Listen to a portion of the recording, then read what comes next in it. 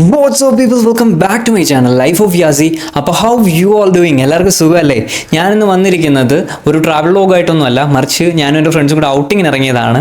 അപ്പോൾ വരുന്ന വഴിക്ക് ഒരു ആർട്ടിക്കിൾ വായിക്കാനിടയായി. ആ ഒരു സ്റ്റോറി എന്നെ വല്ലാണ്ട് ഇൻസ്പയർ ചെയ്തു. സോ ആ ഒരു സ്റ്റോറി നിങ്ങളോട് ഷെയർ ചെയ്യാനാണ് ഞാൻ വന്നിരിക്കുന്നത്. ബേസിക്കലി ഇതൊരു അച്ഛൻ്റെയും മകൻ്റെയും സ്റ്റോറിയാണ്. സോ അതുകൊണ്ട് തന്നെ ഒരു മകൻ്റെ പേഴ്സ്പെക്റ്റീവിൽ നിന്നിട്ടായിരിക്കും ഞാൻ ഈ ഒരു കഥ നറേറ്റ് ചെയ്യുന്നത്. അപ്പോൾ നമുക്ക് നേരെ കഥയിലേക്ക് കിടക്കാം. അച്ഛനെക്കുറിച്ച് ഓർക്കാത്ത ദിവസങ്ങളില്ല. എൻ്റെ അച്ഛൻ വളരെ നല്ലൊരു മനുഷ്യനായിരുന്നു. അദ്ദേഹം ഇപ്പോൾ ഞങ്ങളെ വിട്ട് പിരിഞ്ഞിട്ട് ഏകദേശം 1.5 വർഷത്തിന് മേളിലായി. ഞാനിപ്പോഴും ഓർക്കുന്നു, അച്ഛന് വയ്യാതെ കിടന്നൊരു സമയത്ത് ഒരു ദിവസം എന്നെ അടുത്ത് വിളിച്ചിട്ട് ഒരു വാച്ച് എനിക്ക് കൈമാറി. എന്നിട്ട് എന്നോട് പറഞ്ഞു, മോനെ, ഈ ഒരു വാച്ചിന് 200 വർഷത്തിന് മേളിൽ പഴക്കമുണ്ട്. നമ്മൾ പാരമ്പര്യമായിട്ട് കൈമാറി വരുന്നതാണ്. നിൻ്റെ ഗ്രാൻഡ് പാ ഇതെനിക്ക് തന്നു, ഞാനിപ്പോൾ ഇത് നിനക്ക് തരുന്നു എന്ന് പറഞ്ഞു. അപ്പോൾ ഞാൻ ആ ഒരു വാച്ച് ഒന്ന് എടുത്ത് നോക്കി. അതാകെ മൊത്തം പൊടിയും പിടിച്ച് തുരുമ്പ് അടിച്ച് പുറത്ത് കാണിക്കാൻ കൊള്ളാത്തൊരവസ്ഥയായിരുന്നു അതിൻ്റെ. അപ്പോൾ ഞാൻ അച്ഛനോട് പറഞ്ഞു, അച്ഛാ, ഇത് പുറത്തങ്ങ് കെട്ടിക്കൊണ്ടുപോകാനൊന്നും കൊള്ളില്ല, ഞാൻ വേണമെങ്കിൽ ഇത് സൂക്ഷിച്ച് വെക്കാമെന്ന് പറഞ്ഞു. അപ്പോൾ അച്ഛൻ എന്നെ നോക്കി ചിരിച്ചിട്ട് പറഞ്ഞു, ഓക്കെ ഫൈൻ, നീ ഇത് സൂക്ഷിച്ച് വെച്ചോ, ബട്ട് അതിനു മുമ്പ് ഞാൻ പറയുന്ന ഒരു 3 സ്ഥലത്ത് നീ ഈ ഒരു വാച്ചുമായിട്ടൊന്ന് പോയിട്ട് വരണമെന്ന് പറഞ്ഞു. അപ്പം ഞാൻ ആകെ മൊത്തം വണ്ടറായി. ഒരു ലൊടുക്ക് വാച്ചുമായിട്ട് 3 സ്ഥലത്തൊക്കെ പോകണമെന്ന് പറയുന്നത് എന്തായിരിക്കും ഉദ്ദേശിക്കുന്നത് എന്നുള്ള രീതിയിൽ ഞാനിങ്ങനെ അച്ഛനെ നോക്കി. അപ്പോൾ അച്ഛൻ എന്നോട് ചോദിച്ചു, എന്തേ പറ്റില്ലേന്ന് ചോദിച്ചു. ഞാൻ പറഞ്ഞില്ല, പോയിട്ട് വരാം, എവിടെ പോകണ്ടേന്ന് ചോദിച്ചു. ഞാൻ അങ്ങനെ പോകാനായിട്ട് തയ്യാറായി. അപ്പോൾ അച്ഛൻ എന്നോട് പറഞ്ഞു, ആദ്യം നീ പോകേണ്ടത് ടൗണിലുള്ള ഒരു വാച്ച് ഷോപ്പിലോട്ടാണ്. അവിടെ ചെന്നിട്ട് ഈ ഒരു വാച്ചിന് എത്ര റേറ്റ് കിട്ടുമെന്നൊന്ന് തിരക്കണമെന്ന് പറഞ്ഞു.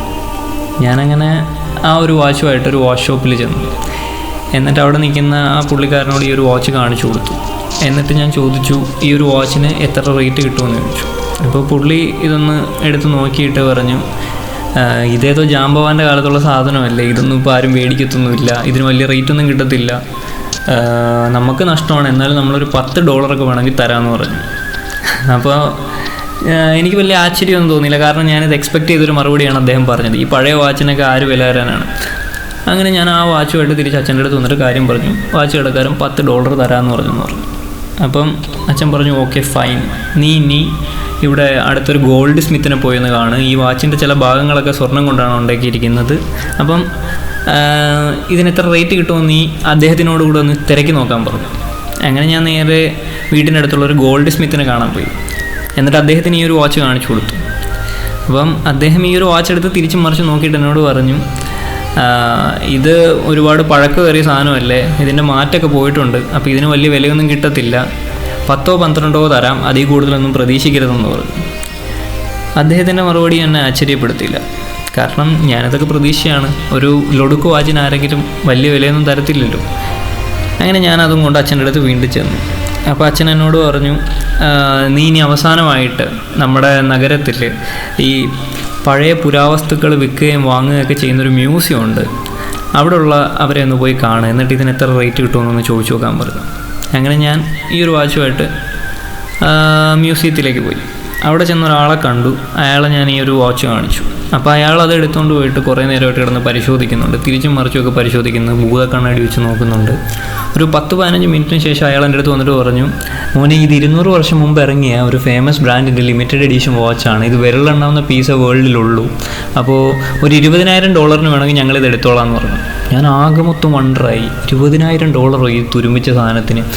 ഞാൻ അയാളെ ആ വാച്ചിനെ ഇങ്ങനെ മാറി മാറി നോക്കി. എന്നിട്ട് ഞാൻ പറഞ്ഞു, ഇല്ല ഏട്ടാ, കൊടുക്കുന്നില്ല, പോവാന്ന് പറഞ്ഞ് അങ്ങോട്ട് ഇറങ്ങി. അപ്പോൾ അയാളെന്നെ പിന്നെയും വിളിച്ചിട്ട് പറഞ്ഞു, എങ്കിൽ ഞങ്ങൾ $30,000 തരാം, കൊടുക്കുന്നുണ്ടോയെന്ന് ചോദിച്ചു. ഞാൻ പെട്ടെന്ന് വണ്ടറായി. 1 മിനിറ്റിനകം $10,000 കൂടെ കൂട്ടി പറഞ്ഞിരിക്കുന്നു.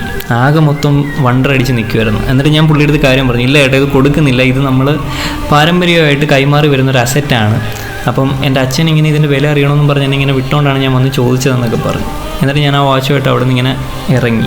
അപ്പോൾ അദ്ദേഹം എന്നെ പിറകിൽ നിന്ന് ഒന്നുകൂടെ വിളിച്ചിട്ട് പറഞ്ഞു, $50,000 തരാൻ കൊടുക്കുന്നുണ്ടോ എന്ന് ചോദിച്ചു. അപ്പോൾ ഞാൻ പുള്ളിയെ നോക്കി ഒന്ന് ചിരിച്ചിട്ട് വാച്ച് വെട്ടിങ് വന്നു. കൊടുത്തില്ല ഞാൻ. എന്നിട്ട് ഞാൻ അച്ഛനോട് വന്നിട്ട് കാര്യം പറഞ്ഞു. അപ്പം അച്ഛൻ എന്നെ ഇങ്ങനെ നോക്കി ചിരിക്കുന്നുണ്ട്. എന്നിട്ട് എന്നോട് ചോദിച്ചു, നിനക്ക് മനസ്സിലായോ ഞാൻ എന്തിനാണ് നിന്നെ ഈ 3 സ്ഥലത്ത് വിട്ടതെന്ന് ചോദിച്ചു. അപ്പോൾ ഞാൻ ആകെ മൊത്തം വണ്ടറടിച്ചിരിക്കുകയാണ്. കുറച്ച് നേരം ഒന്നും മിണ്ടാതിരുന്നിട്ട് ഞാൻ പറഞ്ഞു, എനിക്ക് മനസ്സിലായി, ഒരു സാധനവും വേസ്റ്റ് അല്ല, എല്ലാത്തിനും അതിൻ്റേതായ മൂല്യമുണ്ട്, പക്ഷെ അത് പ്രോപ്പറായിട്ടുള്ള പ്ലേസിൽ എത്തുമ്പോഴായിരിക്കും അതിന് പെർഫെക്റ്റ് ആയിട്ടുള്ള മൂല്യം കിട്ടുന്നത്. ഇതല്ലേ അച്ഛൻ എന്നോട് പറയാൻ ശ്രമിച്ചതെന്ന് ഞാൻ ചോദിച്ചു. അപ്പോൾ അദ്ദേഹം എന്നെ നോക്കി ഒന്ന് പുഞ്ചിരിച്ചു.